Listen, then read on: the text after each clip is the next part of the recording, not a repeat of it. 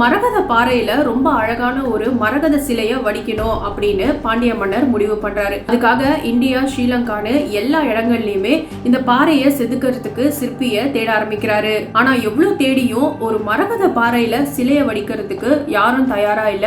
ஒரு சில பேர் இந்த பிரம்மாண்டமான பாறையை பார்த்தே மயங்கி விழுந்திருக்கிறாங்க. மத்த கல் மாதிரி கிடையாது இந்த மரகத கல். கொஞ்சம் தப்பு பண்ணா கூட பொடி பொடியா நொறுங்கி போயிடும். இதனாலேயே நிறைய சிற்பிகள் எங்களால முடியாது மன்னா அப்படின்னு விலகிட்டாங்க.